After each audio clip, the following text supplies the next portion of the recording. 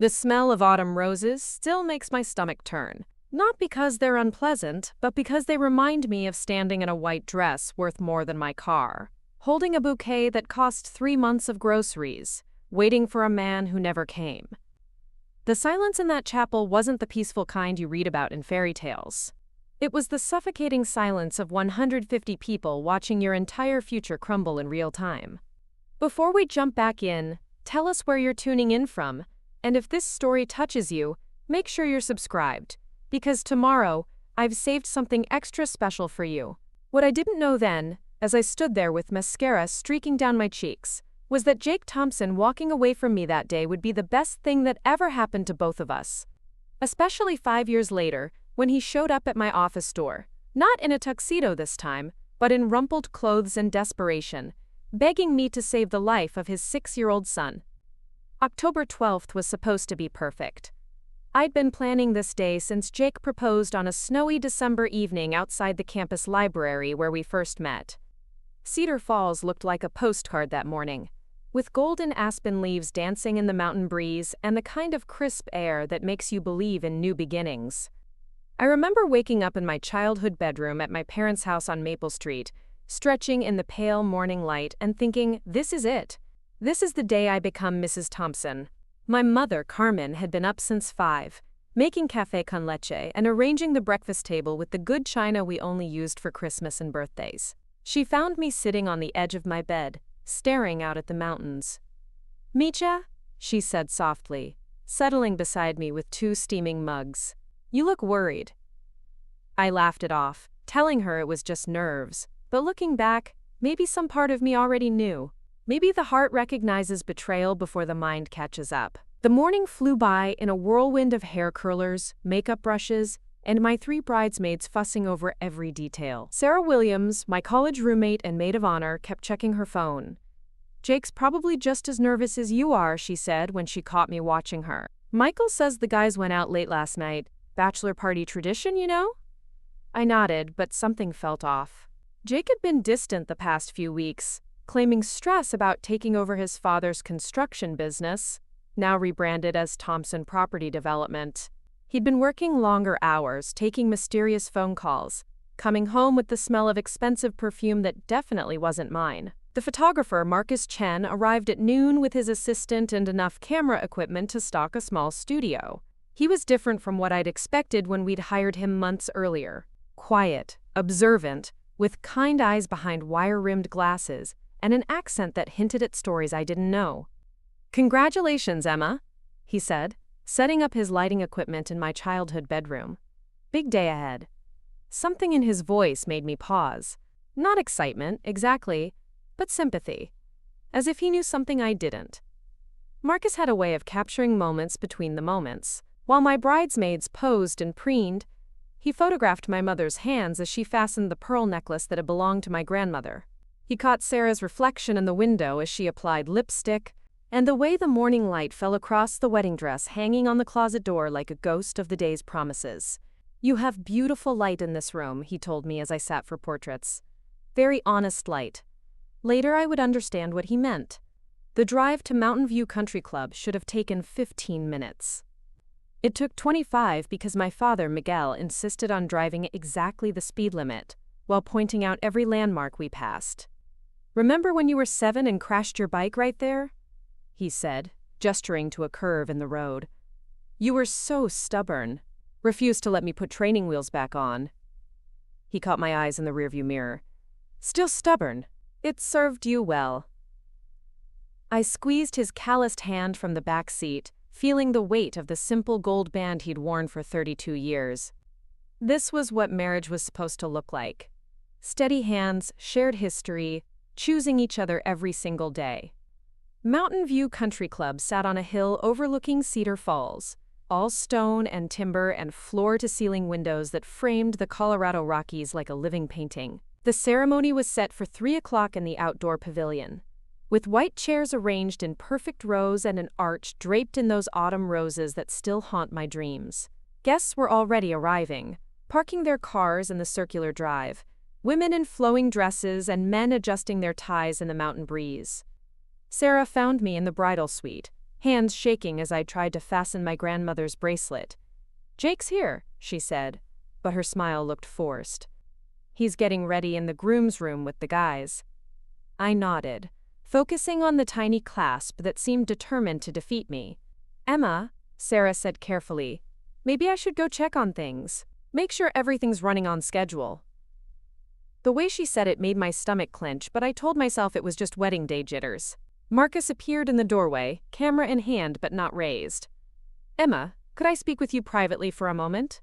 My bridesmaids scattered, suddenly very interested in touching up their makeup in the adjoining powder room. Marcus closed the door behind them and sat in the chair across from where I stood by the window. "I've been photographing weddings for 15 years, he said quietly. "I've seen a lot of different situations. Some couples are nervous, some are excited, some are just going through the motions." He paused, choosing his words carefully. "And some aren't quite ready." "What are you trying to tell me?" I asked, though part of me already knew. Marcus pulled out his phone and showed me a photo he'd taken earlier during the men's preparations. Jake stood with his back to the camera, shoulders tense, while his best man Michael gestured animatedly. But it wasn't Jake's posture that caught my attention. It was the woman visible through the window behind them. Blonde, elegant, wearing a cream-colored dress that was too formal for a wedding guest and too white for anyone but the bride. Victoria Ashford, his high school girlfriend who'd moved back to Cedar Falls 6 months ago after her divorce. "I don't know what this means," Marcus said gently, "but I thought you should know." The next hour passed in a blur of final preparations and forced smiles. My mother helped me into the dress, a flowing A-line with delicate lace sleeves that had taken me 8 months to save for. Sarah arranged my veil, the same one my mother had worn, and my cousin Maria flew. Preparing and narrating this story took us a lot of time, so if you are enjoying it, subscribe to our channel. It means a lot to us. Now back to the story. In from Phoenix handed me the something blue, a small turquoise stone sewn into the lining of my bouquet. Everything was perfect, except for the growing knot in my stomach and the way Marcus kept catching my eye with concerned glances. At 2:45, 15 minutes before the ceremony, I stood at the back of the pavilion with my father, listening to the string quartet play Pachelbel's Canon while guests took their seats. Through the window, I could see Jake's groomsmen lined up by the altar, but Jake himself was nowhere to be seen. Michael kept checking his watch and whispering to the officiant, Pastor Williams from the community church where Jake and I had been taking pre-marriage counseling. "Maybe he's just running late," my father said, but his voice carried the same uncertainty I felt. At 3 o'clock exactly, Pastor Williams approached the back of the pavilion where we waited. His face was kind but serious, the expression of someone about to deliver difficult news to a child. "Emma," he said softly, "I need to speak with you." The world seemed to tilt sideways.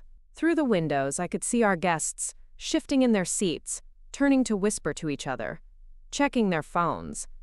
The string quartet had stopped playing. Sarah appeared at my elbow, her face pale. "Emma, sweetie, why don't we sit down?" "Where is he?" I asked, though my voice sounded like it was coming from someone else. Pastor Williams exchanged glances with my father. "Jake asked me to give you this." He handed me an envelope, cream-colored and expensive, with my name written in Jake's familiar handwriting. My hands shook as I opened it, aware that Marcus had somehow materialized nearby, his camera lowered but ready. The letter was brief, brutal in its brevity. "Emma, I can't do this. I thought I could, but I can't. Victoria and I have been seeing each other for the past 3 months. We're leaving for Denver today. I'm sorry it happened this way, but it's better than pretending for the rest of our lives. The ring is in the envelope. I hope someday you'll understand. Jake." The engagement ring tumbled into my palm, the diamond catching the afternoon light like a shard of broken promises. I stared at it, this symbol of a future that had just evaporated, and felt something crack inside my chest. Not break exactly, but crack like ice under pressure, creating fault lines that would take years to understand. "Emma?" Sarah's voice seemed to come from very far away. I looked up at the faces surrounding me. My father, his jaw clenched in anger. My mother, tears already streaming down her cheeks. Pastor Williams, struggling to find words. Sarah, loyal Sarah, looking like she wanted to commit violence on my behalf. And Marcus, standing slightly apart, his camera hanging around his neck like a witness to history. "I have to tell them," I said, gesturing toward the pavilion full of guests who had traveled from across the country, taken time off work, bought new outfits, and arranged childcare to celebrate a love story that had just been revealed as fiction. "Honey, no," my mother said. "Let your father handle it." "You don't have to." "Yes, I do." I straightened my shoulders, feeling the weight of the dress, the veil, the expectations, and the crushing reality of what had just happened. "They came here for me, for us. The least I can do is tell them the truth." Walking down that aisle was nothing like I'd imagined it would be. Instead of joy, I felt a strange calm descending, as if I was watching someone else's life unfold. The guests fell silent as I approached the altar alone, their faces shifting from confusion to understanding to pity. I could hear whispers, see phones being discreetly pulled out, feel the weight of their collective awkwardness. At the altar, I turned to face the crowd.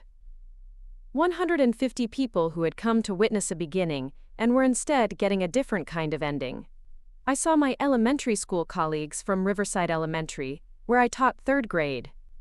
Jake's construction crew buddies, still in their good suits with calloused hands folded in their laps. My college friends, some of whom had driven 12 hours to be here. Our extended families, who had been planning to merge and become one big, complicated, loving unit. "Thank you all for being here today," I began, my voice somehow steady despite the earthquake happening in my chest. "I know you came to celebrate Jake and me starting our life together, but sometimes life has different plans." I held up the letter, then thought better of it and folded it back up. "Jake has decided not to go through with the ceremony. He's not coming." The silence that followed was deafening. Then, like a dam bursting, the whispers started. I heard my name mixed with Jake's, heard speculation and shock and anger on my behalf. Someone in the back actually gasped. "I want you to know that this doesn't change how grateful I am that you're here," I continued. "You came here because you love us, or because you love me, and that means everything. Please, go to the reception. There's food and music and an open bar, and honestly, I think we could all use a drink right about now." A nervous laugh rippled through the crowd. Mrs. Henderson from next door actually clapped, which started a small wave of supportive applause. I felt tears threatening for the first time since reading the letter, but they weren't the tears I expected. They weren't just sadness or humiliation. They were something else. Relief, maybe. Or recognition. As I walked back down the aisle, no longer a bride but not quite sure what I was instead, I felt a hand touch my elbow. Marcus fell into step beside me, his presence steady and unobtrusive. "That was the bravest thing I've seen in 15 years of weddings," he said quietly. "I don't feel brave," I replied. "I feel like an idiot." "Those aren't mutually exclusive," he said, and despite everything, I almost smiled. The reception became something unprecedented, a celebration of survival rather than love. My father made a toast that brought down the house. "To my daughter Emma, who has more grace in her little finger than some people have in their entire bodies. And to Jake Thompson, who just proved he was never good enough for her anyway." The crowd erupted in cheers, and I found myself laughing through tears I hadn't realized I was crying. Marcus spent the evening documenting this strange new celebration, capturing moments I wouldn't have thought to preserve.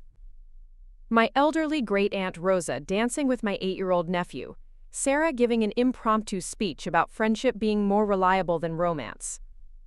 My father and his brothers playing dominoes at a corner table, their voices growing louder and more animated with each round. Jake's parents, who had stayed despite their son's absence, apologizing repeatedly and looking genuinely heartbroken. But it was the conversation with Marcus later that evening, as we sat on the country club's deck watching the sun set behind the mountains, that changed everything. The guests had mostly gone home, taking leftover cake and stories they'd tell for years. I was still in my wedding dress, but I'd taken off the shoes and let my hair down, and the autumn breeze felt good against my skin. "Can I ask you something?" Marcus said, adjusting his camera settings for the low light. At this point, why not? "How long have you known?" I considered lying. But the day had been too honest for that. 3 weeks, I admitted. Maybe longer. There were signs. Phone calls he wouldn't take in front of me. Working late on projects that didn't seem to exist. That perfume smell. I shrugged. But I kept telling myself I was being paranoid. That pre-wedding stress was making me imagine things. Marcus nodded thoughtfully. I've been divorced, he said. 8 years now. My ex-wife left me for her personal trainer. Very cliché, very painful. He looked out at the mountains, their peaks now purple in the dying light. But you know what I learned? Sometimes the thing that destroys you is actually the thing that saves you from a much worse fate. How do you figure? Better to find out now than 5 years from now when you have kids and a mortgage and a life built on lies. He turned to me, his expression serious. Jake Thompson just did you the biggest favor of your life. He just doesn't know it yet. Those words would echo in my mind for months afterward, especially during the dark winter that followed. Because as painful as that day was, as humiliating and heartbreaking and public, it was also the day I stopped waiting for someone else to choose me, and started choosing myself instead. It was the day I met Marcus Chen, who would become not just a friend but a mentor, and eventually a business partner. And it was the day I learned that sometimes the worst thing that happens to you is actually the first step toward the best thing that ever could. The weeks that followed felt like living underwater. Everything was muffled, distorted, harder to navigate than it should have been. I returned to my third-grade classroom at Riverside Elementary on the Monday, after what everyone now referred to as the wedding that wasn't, and found 28 pairs of 8-year-old eyes staring at me with the peculiar intensity that children reserve for adults they sense are fragile. Kids have radar for that kind of thing. They know when the grown-ups are pretending to be okay. "Miss Rodriguez," asked Lily Chen, Marcus's niece as I'd recently learned, raising her small hand during morning circle time. "Why do you look sad?" The directness of childhood cut straight through all the polite adult pretenses I'd been practicing in the mirror each morning. I could have deflected, changed the subject, done what teachers are trained to do when personal life threatens to spill into professional space. Instead, I found myself sitting cross-legged on the reading carpet, surrounded by my students, and telling them a version of the truth. "Sometimes grown-ups make plans that don't work out the way they hoped," I said carefully. "And when that happens, it can make us feel disappointed or confused. But you know what I'm learning? Sometimes when one door closes, it means there's a better door waiting to open somewhere else." Third graders are surprisingly philosophical. They nodded solemnly as if this made perfect sense, and then Tommy Martinez asked if we could read the book about the mouse who builds a house, and just like that, we moved on. Children are remarkable that way. They accept hard truths, and then continue living, which is perhaps the most valuable lesson anyone can learn. But the adults in Cedar Falls were less gracious about moving on. Small mountain towns thrive on gossip the way plants thrive on sunlight, and my public humiliation had provided enough conversational fuel to last through the winter. At the grocery store, I'd catch whispered conversations that stopped abruptly when I rounded the corner. "Did you hear about Emma Rodriguez?" "That poor girl." "I always thought Jake Thompson was too good to be true." "Victoria Ashford, can you believe it?" Right back to her old tricks. The pity in their voices was almost worse than the gossip. Pity made me feel small, diminished, like a character in someone else's cautionary tale rather than the protagonist of my own story. The hardest part wasn't the public scrutiny, though. It was the quiet moments when muscle memory kicked in, and I'd reach for my phone to text Jake about something funny a student had said, or when I'd automatically buy 2 coffees at the grind before remembering I only needed 1. It was walking past Thompson Property Development's office downtown and seeing the lights on late, knowing he was probably in there with Victoria, building the life he'd chosen over the one we'd planned together.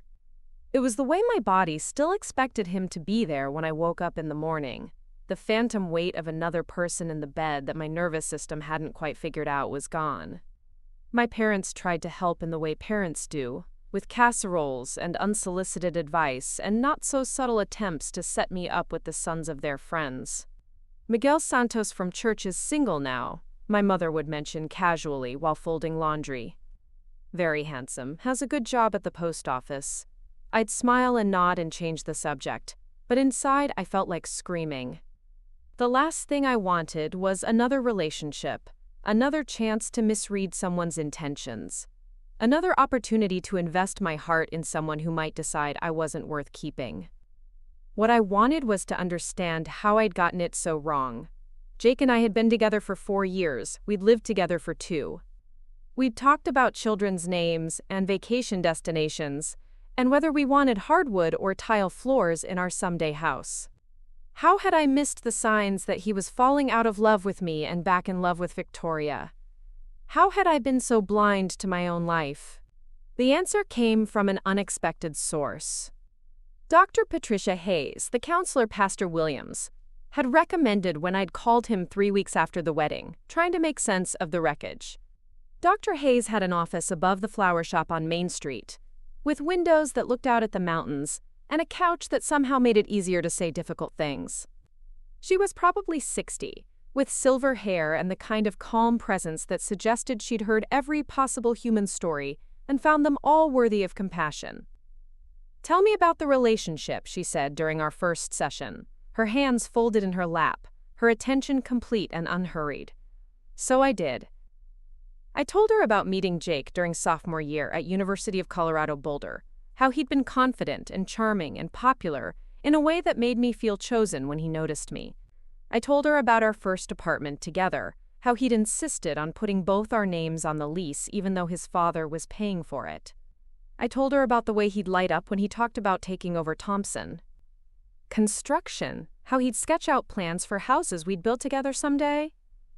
"And when did things start to change?" Dr. Hayes asked. I thought about it, really thought about it, maybe for the first time since the engagement had ended. "About a year ago," I said slowly, "when Victoria came back to town, but not immediately. At first, Jake just mentioned her casually, running into her at the hardware store, seeing her at the bank. Then it became more frequent. She was having trouble with her divorce settlement. She needed advice about buying a house. She was lonely, didn't know many people anymore." I paused, feeling stupid for not seeing the pattern sooner. He started working late more often, taking calls outside, getting defensive when I asked about his day. "And what did you do when you noticed these changes?" I tried harder, I admitted. I cooked his favorite meals more often. I suggested date nights, weekend trips. I thought if I just loved him better, things would go back to normal. The words tasted bitter in my mouth. I made myself smaller so he'd have more room to figure out whatever he was going through. Dr. Hayes nodded thoughtfully. "Emma, can I ask you something? In all the time you were together, how often did Jake make you feel like you were enough exactly as you were?" The question hit me like cold water. I sat there in that comfortable office, looking out at the autumn mountains, and realized I couldn't think of a single instance when Jake had made me feel like I was perfect the way I was. There had always been something to improve, some way I could be better. I should dress more like the wives of his business contacts. I should be more social at company parties. I should consider getting my master's degree if I wanted to keep up with his career trajectory. He'd never said these things cruelly, but they'd been there, humming under the surface of our relationship like background music I'd learned to tune out. "He made me feel like I could become enough," I said finally, "like I was a work in progress and he was willing to wait for me to get there." And how did that feel? Motivating, I guess. At first. I laughed bitterly. Then exhausting. By the end, I felt like I was constantly auditioning for the role of his girlfriend, even though I'd already gotten the part. That session was the beginning of understanding, but understanding and healing are different things entirely. Understanding is intellectual, a mapping of cause and effect that helps make sense of past events. Healing is messier, more physical, something that happens in your body and your dreams and the way you move through the world when you think no one is watching. The healing started, strangely enough, with Marcus Chen. 3 weeks after the wedding, he appeared at my classroom door after school with a manila envelope and an expression I couldn't quite read. "I wanted to give you these," he said, handing me the envelope. "The photos from your wedding day. All of them, not just the ceremony ones." I stared at the envelope like it might contain explosives. "I'm not sure I want to see them." "That's understandable," Marcus said. "But I think you might be surprised by what you see. Not the painful parts. The other parts." That evening, alone in my apartment with a cup of tea and too much time to think, I finally opened the envelope. The first photos were exactly what I expected. Me in my wedding dress, radiant and hopeful. My parents looking proud. The press by our bridesmaids laughing during preparation. But as I flipped through the stack, I began to see what Marcus had wanted me to notice. In photo after photo, I looked strong. Even in the moments of confusion and hurt, there was something steady in my posture, something unbroken in my expression. There was a photo of me walking down the aisle alone to address the guests, my spine straight and my chin up. Another of me laughing with my great-aunt during the reception, my face genuinely joyful despite everything that had happened. And near the end of the stack, a photo I didn't remember him taking. Me on the country club deck after most of the guests had left, still in my wedding dress but with my shoes off and my hair loose, looking out at the mountains with an expression that could only be described as peaceful. I stared at that photo for a long time. The woman in the picture didn't look destroyed, or humiliated or pitiable. She looked like someone who had survived something difficult and come through it intact. She looked like someone I might want to know. The next day, I called Marcus. "Thank you for the photos," I said. "Especially that last one. I didn't know you'd taken it." "You looked like you were seeing something the rest of us couldn't," he said. "What were you thinking about in that moment?" I tried to remember. I think I was thinking about how quiet it was, how peaceful. For the first time in months, maybe years, I wasn't worried about whether I was doing the right thing or saying the right thing or being the right person. I was just sitting there, existing, and it was enough. There was a pause on the other end of the line. "Emma, can I ask you something? What do you want to do next?" "I don't know," I admitted. I feel like I've been so focused on the life I thought I was supposed to have that I never figured out what I actually wanted. "Well," Marcus said, "maybe that's the place to start." That conversation led to others. Marcus had a way of asking questions that made me think differently about my situation. Instead of focusing on what I'd lost, he encouraged me to consider what I'd gained. Instead of dwelling on Jake's betrayal, he asked me to examine my own patterns and choices. It wasn't therapy exactly, but it was something equally valuable. Friendship with someone who had walked a similar path. Marcus told me about his divorce, how his ex-wife Linda had left him for her personal trainer after 8 years of marriage. "I spent 2 years being angry," he said over coffee at the grind one Saturday morning. "Angry at her, angry at him, angry at myself for not seeing it coming. And you know what all that anger got me? Nothing. It didn't change what happened.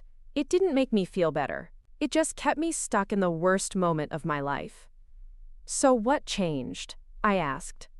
"I started taking pictures again. Really taking them, not just going through the motions, at weddings and family portraits. I started seeing beauty in unexpected places. Broken things that were still useful.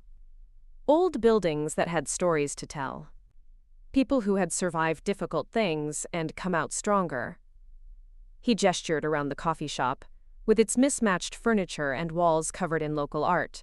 "This place used to be a bank, you know.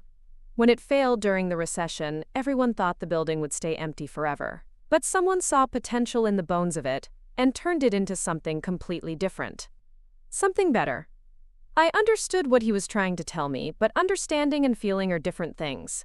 It would be months before I could truly believe that my life might become something better rather than just something different. But that morning, sitting in the grind with Marcus, watching the early winter light filter through the large windows, I felt something I hadn't experienced in a long time. Curiosity about what came next. The first step was small but significant. I signed up for a graduate course in educational leadership at the University of Colorado, Denver, something I'd talked about doing for years but had always found reasons to postpone. Jake had been supportive in theory but discouraging in practice, pointing out how expensive it would be, how much time it would take, how it might interfere with our wedding planning and future family plans. Now, without his voice in my head questioning every decision, I found myself excited about learning again. The drive to Denver for classes became a kind of meditation. 2 hours each way, through some of the most beautiful country in Colorado. Time to think and plan and dream without anyone else's expectations clouding my vision. I started listening to podcasts about education reform and leadership development. I bought notebooks and filled them with ideas for how schools could better serve students who came from difficult backgrounds. Kids who needed extra support to believe in their own potential. My professor, Dr. Amanda Richardson, was a former superintendent who had turned around failing school districts in 3 different states. She was tough, brilliant, and completely unimpressed by excuses or self-pity. During our first one-on-one meeting, she looked at my transcripts and my teaching evaluations and said, "Emma, you have the academic ability and the classroom experience to excel in this program. The question is whether you have the personal resilience to handle the leadership challenges that come after graduation. Educational leaders get knocked down a lot. The good ones get back up and keep going." "I think I'm learning how to do that," I said. "Good," she replied. "Because the world needs more leaders who understand that failure isn't the end of the story. It's just the middle." By December, 3 months after the wedding, I was starting to recognize myself again. Not the version of myself I'd been with Jake, the one who was always trying to improve and impress and anticipate his needs. But the version I'd been before I met him. The teacher who stayed late to help struggling students. The daughter who called her parents every Sunday, not out of obligation, but because she genuinely enjoyed their conversations. The friend who remembered birthdays and showed up with soup when people were sick. Sarah noticed the change first. "You seem lighter," she said, during one of our Friday night dinners at her apartment. "Less like you're carrying something heavy around all the time." "I feel lighter," I admitted. "It's weird. I thought losing Jake would make me feel diminished, but I actually feel more like myself than I have in years." "Maybe because you're not spending all your energy trying to be someone else's idea of perfect," Sarah suggested. She'd never particularly liked Jake, something I'd dismissed as jealousy at the time but now recognized as good instincts. "You know what I noticed about you two together? You laughed less. You second-guessed yourself more. You were always checking to see if he approved of what you were saying or doing." She was right, though it hurt to hear it. I had been performing the role of Jake's girlfriend, rather than simply being Emma, who happened to be dating Jake. The difference was subtle, but profound. The difference between wearing a costume and wearing clothes that actually fit. Christmas came and went quietly. My parents had offered to cancel their annual New Year's Eve party, worried that it would be too painful so soon after the broken engagement.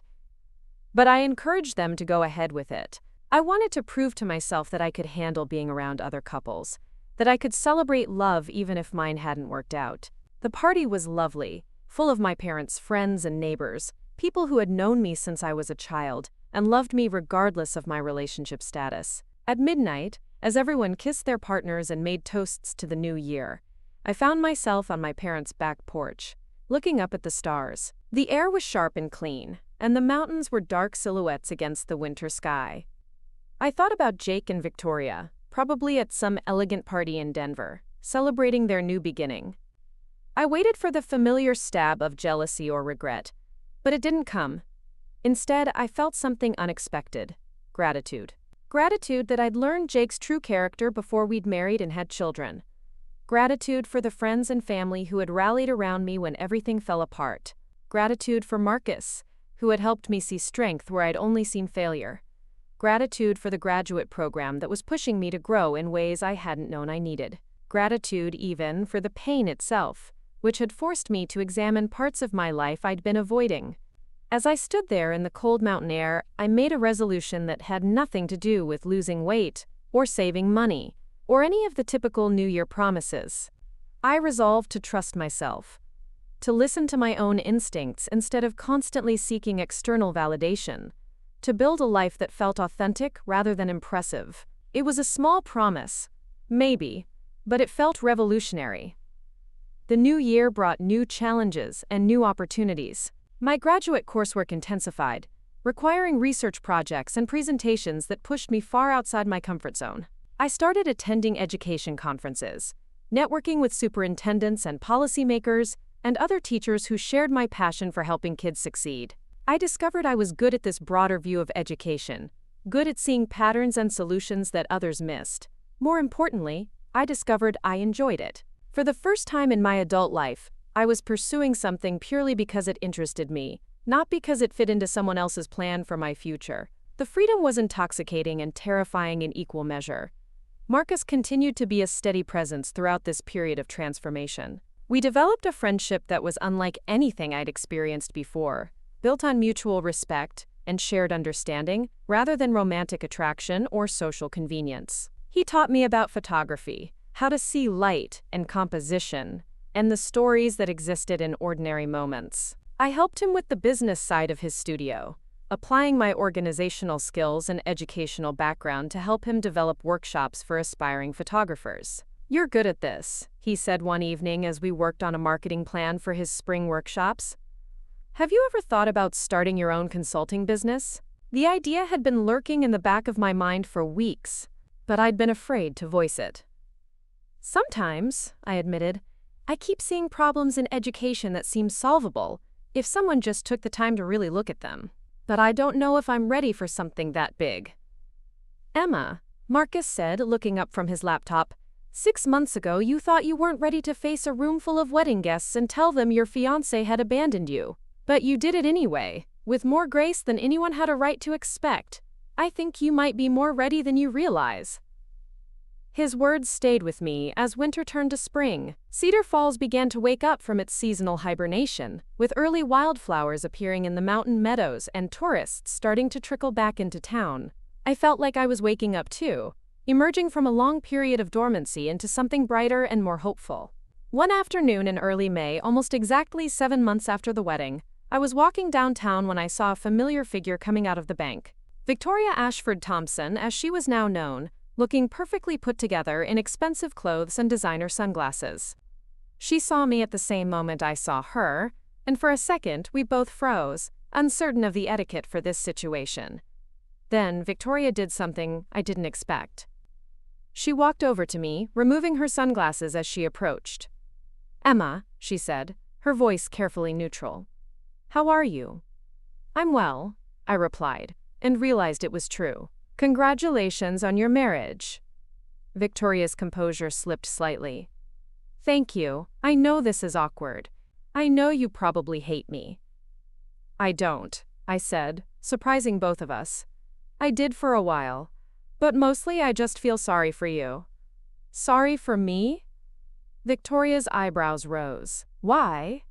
I considered my words carefully. "Because you got exactly what you thought you wanted. And someday you're going to realize it wasn't worth what you gave up to get it." Victoria stared at me for a long moment, her expression cycling through confusion, anger, and something that might have been fear. "Jake loves me," she said finally, but it sounded like she was trying to convince herself as much as me. "I'm sure he does," I replied, "the same way he loved me, until he didn't." I walked away then, leaving Victoria standing on the sidewalk with her perfect life and her imperfect foundation. I felt lighter with every step, not because I'd gotten revenge or made her feel bad, but because I'd finally spoken my truth without anger or bitterness clouding it. Jake Thompson had taught me an important lesson about love. It should never require you to become someone else to earn it.